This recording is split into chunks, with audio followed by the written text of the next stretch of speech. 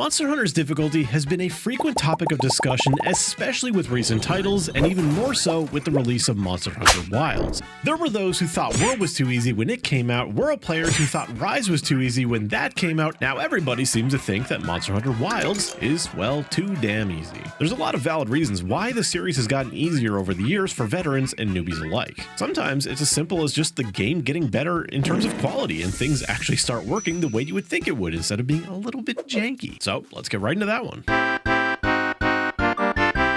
Monster Hunter as a franchise has grown a lot. Like, seriously, a lot. Most of you may not know just how significantly World improved a lot of the very basic things about Monster Hunter as a series, and how far some of those things still had to go up to Wilds. One of the first things I noticed in Wilds was how clean enemy hitboxes are, especially compared to the way they used to be. If you've spent any amount of time in the Monster Hunter community, there is no chance in hell you haven't heard about the legendary, the horrific Plesioth hip check. By the time Generations came around, everything was a lot better, but nowhere near the level of polish that World and Beyond brought. That was a mere fraction of Plesioth's power. Fighting Plesioth was like fighting an airbender, just getting destroyed by gusts of wind at a distance with little to no counterplay. Unlike Shakira, those hips did in fact lie. They lied a lot and egregiously. The funny thing is, it's not even like Plesioth was some extreme outlier. It was a little bit of a crazy example and it was famous, but you would be hard-pressed to find any Monster Hunter Freedom or Freedom Unite player who didn't fear Lao Shenlong's gigantic tail hitbox. I even revived my old PSP save file, and even like 20 years ago, the guild cards are still intact, and this person was complaining about the hip check even back then. Shout out to all the people I used to play with on X-Link Kai. Most tail whips were pretty deceptive, charges were incredibly hard to dodge due to their massive hitboxes, so much so that most of the time you needed to Superman dodge these things for iframes. And this was all while being significantly slower as a hunter than we can move today. To go back to Wilds, I was constantly shocked and impressed with how precise these hitboxes have become. Attacks landing game inches away from my hunter, and I'm perfectly fine?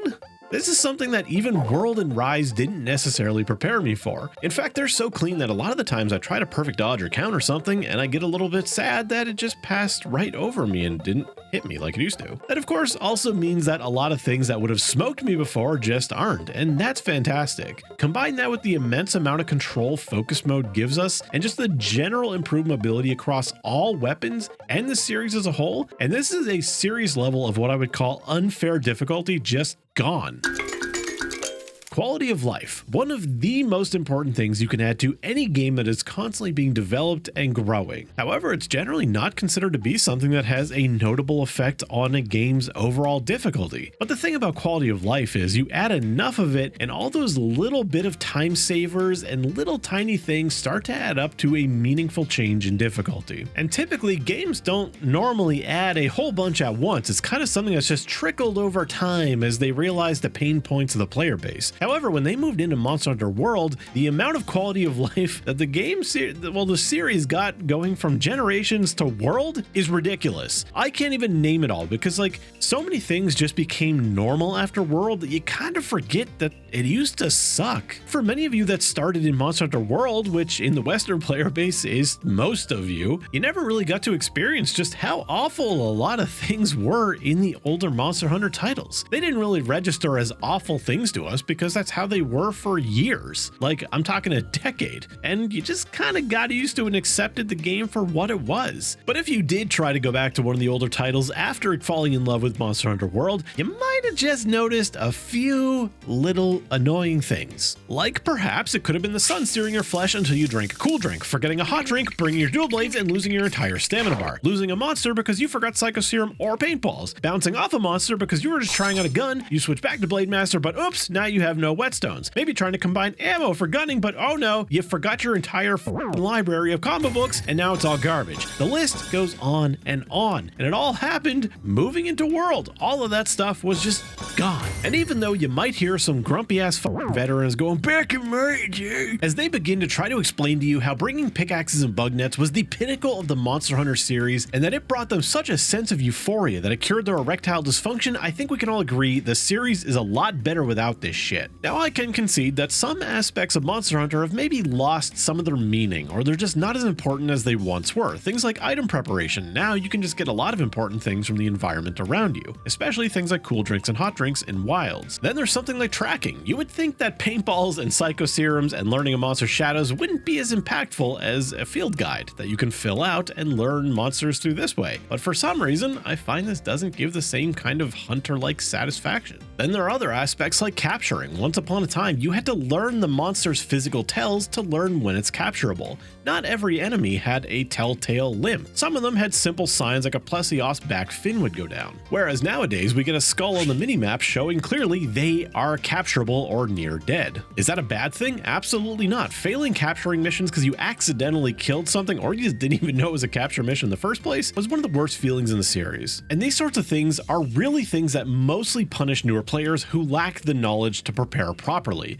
especially in regards to paintballs. Experienced players could often not even paintball monsters at all, relying on only shadows or just knowing the enemy's AI so well that they know what map they're going to go to at certain points. World admittedly did try to make us work a little bit to track the enemies, but they really didn't make us work hard, and I'm glad that they realized that it's just better just to show us exactly where things are. I don't think many people really care. While the list of quality of life changes is quite sizable, individually they don't impact much on their own. And more importantly, a lot of them don't actually impact the damage or anything you do to the enemies. What they do is they make you able to fight the enemies quicker and stay on them once you actually find them. And possibly most importantly, they diminish the amount of time you spend in between each hunt, which has also been improved by things like loading screen improvements, keeping the world more open so you don't have to go through so many instances, like in the olden days when you had to go from the guild hall to the town to your home just to change your weapon, then you had to go to the town to the guild hall to get back. Thankfully, it didn't take the series long to at least remove the town part of that and eventually remove almost the need for it altogether, but it took an embarrassingly long amount of time to finally allow us to change our gear inside online lobbies. Okay, enough about quality of life, moving on.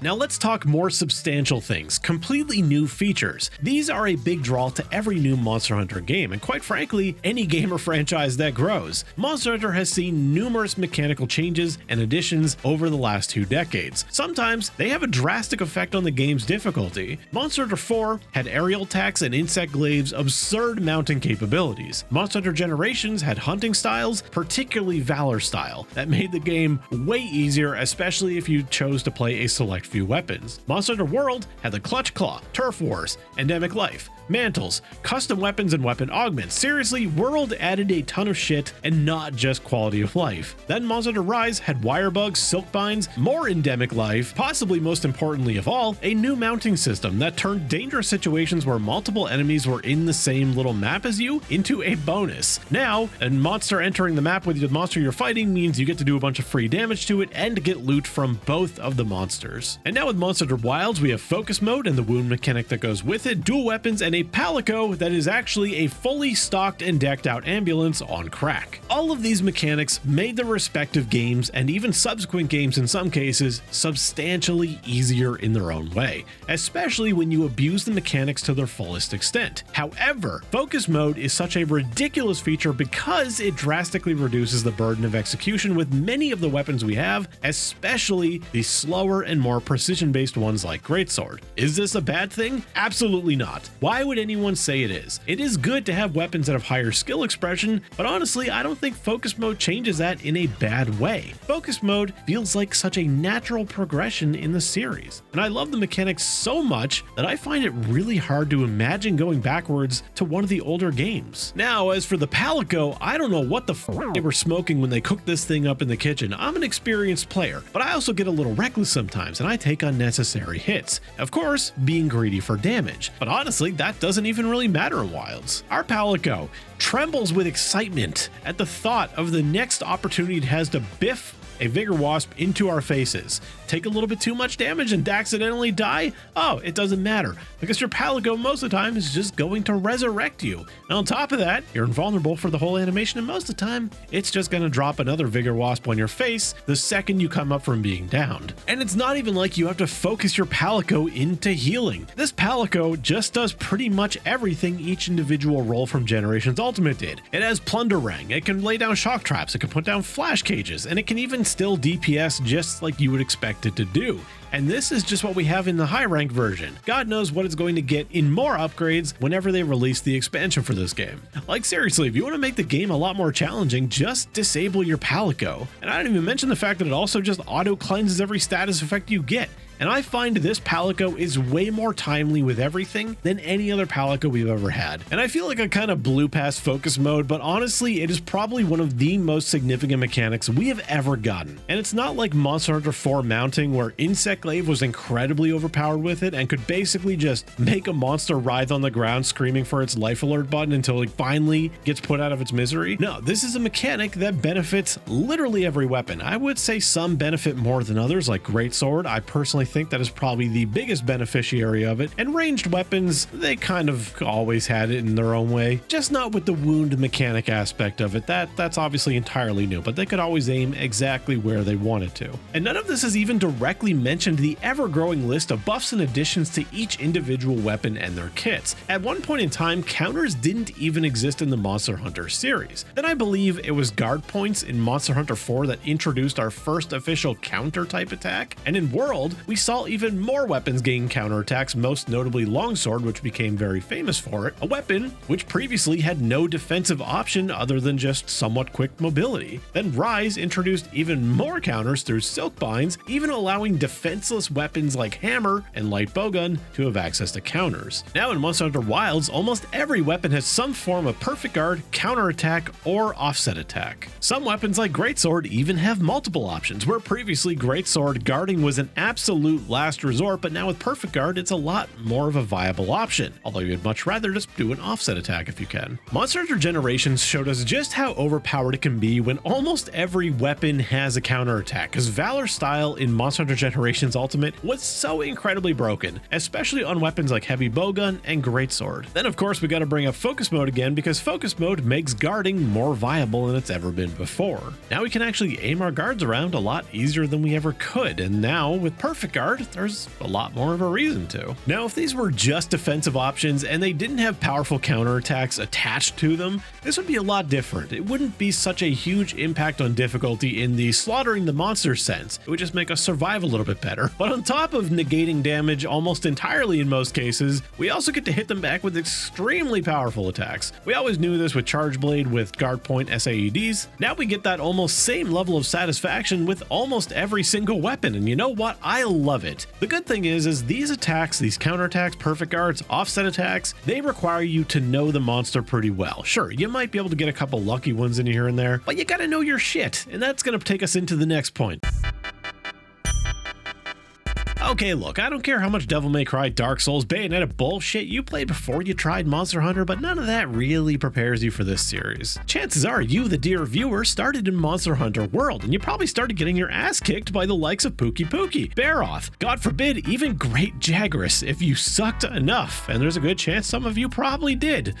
I hope not, but let's be honest. There's definitely some people out there, but those days are surely behind you at this point. If you played a lot of Monster Hunter, you played through Base World, you played through Iceborne, maybe you actually did play Rise, you had to have gotten better, at least a little bit. I definitely think there are a lot of people who don't give themselves enough credit. They might compare themselves to speedrunners on YouTube who kill things in like 2 minutes when they're killing them in like 9 minutes, but you realize, yeah, you might kill them in like 9 minutes, but you're probably not dying anymore. Whereas when you first started, you're probably getting your ass kicked several times across hours against something like Rathalos or even Nergigante, which for Monster Hunter standards was a kind of easy Elder Dragon. As a player, you've also had time to try out the different weapons, find out which ones you like, which ones you're good at, and sometimes maybe you made an easy weapon. Some of my favorite weapons are some of the easiest ones in the series to at least do okay with. Weapons like Sword and Shield, Dual Blade, Light Bowgun, Lance, these are comfortable weapons. You are very unlikely to fail a mission with these weapons,